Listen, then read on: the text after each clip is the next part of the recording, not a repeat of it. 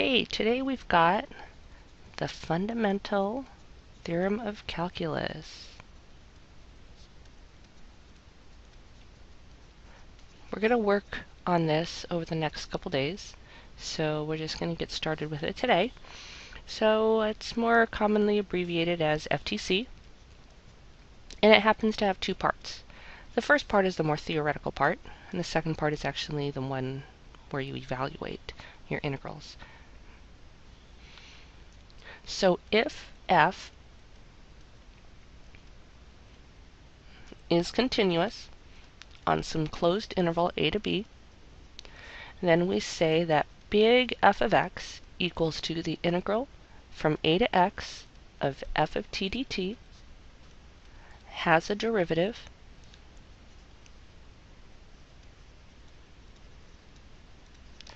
at every point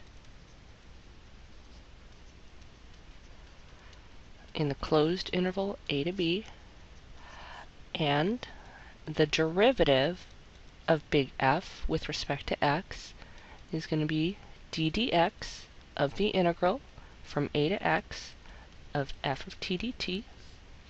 And you can think about this as in parentheses, it's the derivative of this whole thing.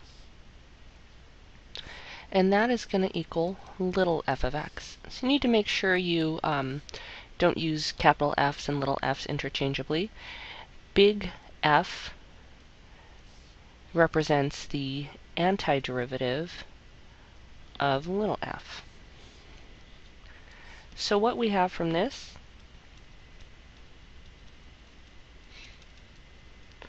the derivative of big F is little f. Now that's part one of the fundamental theorem of calculus. And we actually also have another part, part two, which I'm going to list out right now as well. And that says that if f is continuous, do you guys remember this symbol? At every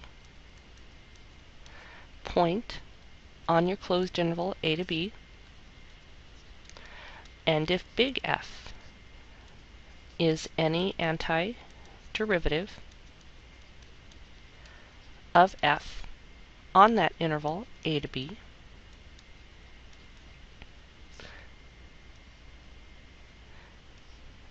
then we say that the integral from a to b of little f of x dx is big F of x from a to b.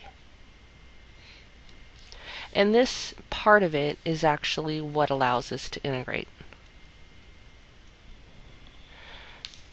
So let's see. I want us to find dy dx using the fundamental theorem of calculus.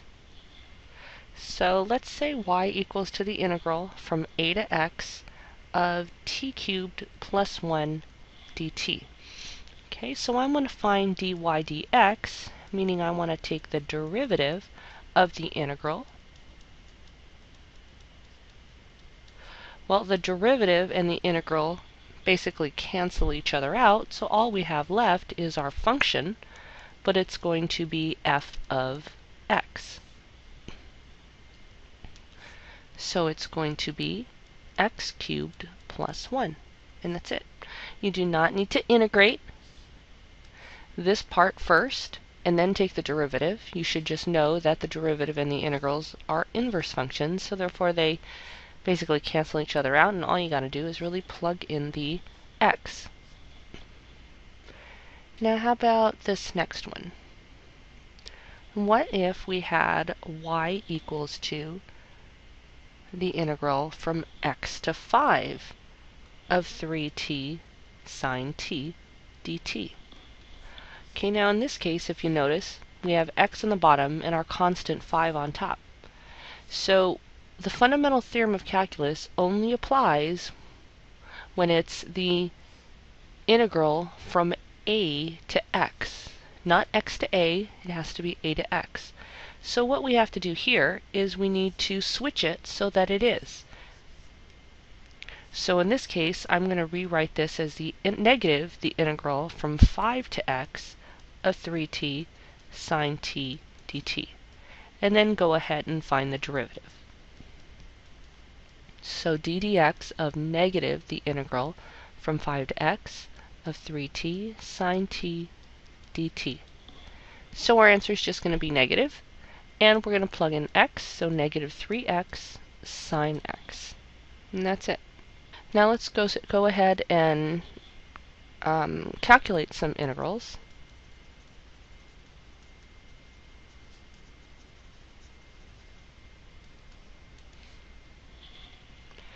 So the integral from 0 to pi of cosine x dx. A few simple ones.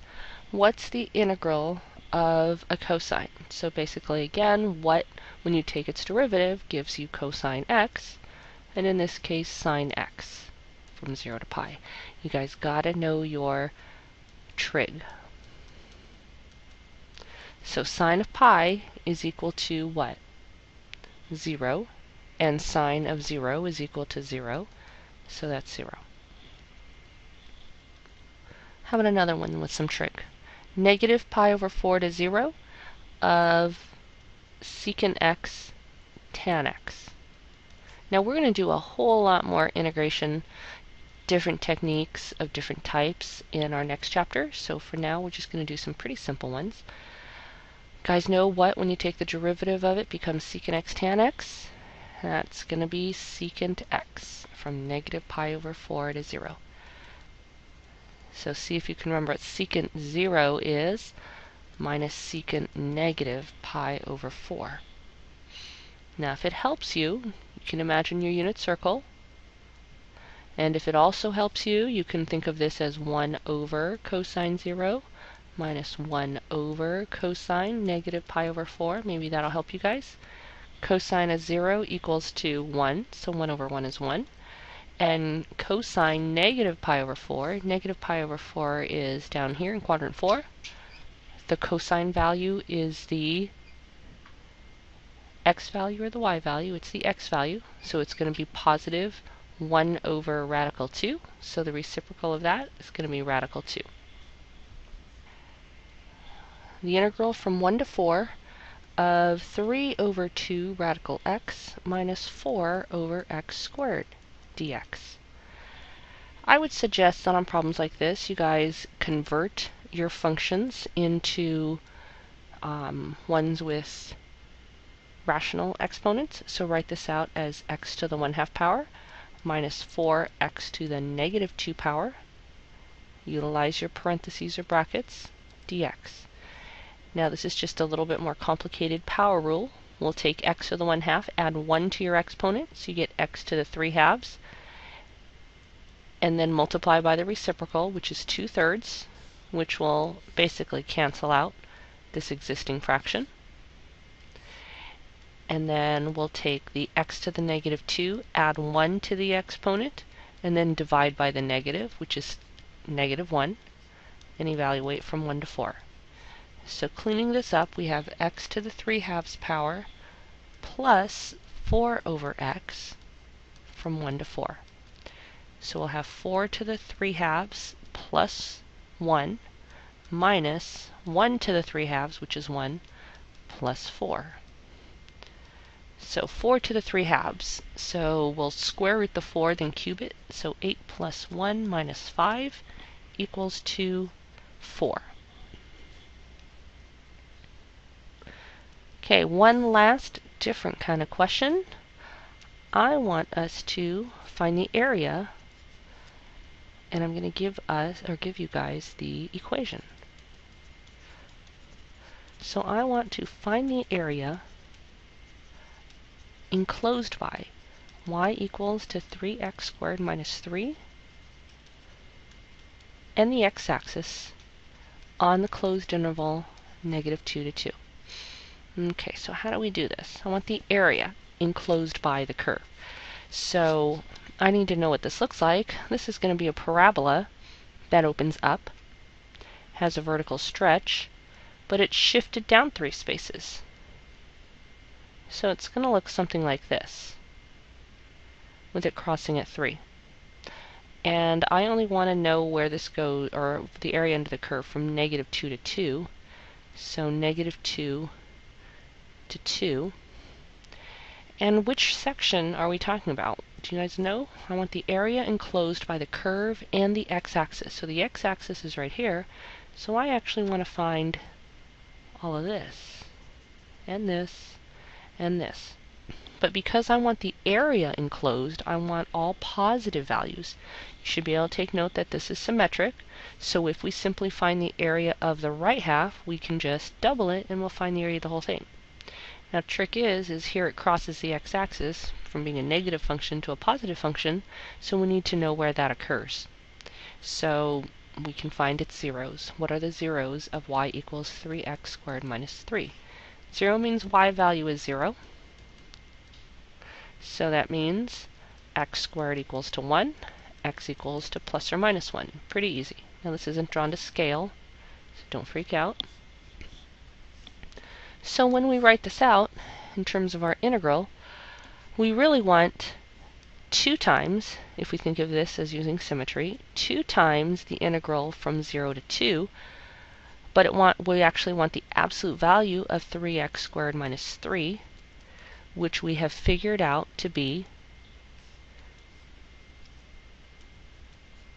the integral from 0 to 1 of 3x squared minus 3 dx, but I need that to be negative because it is under the axis. It is a negative function there.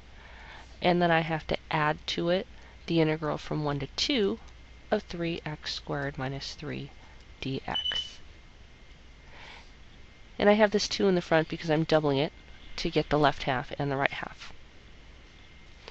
Actually, I'm going to leave this up to you guys to finish off. This shouldn't be very hard to do. And we'll just stop here and continue on with the fundamental theorem of calculus tomorrow.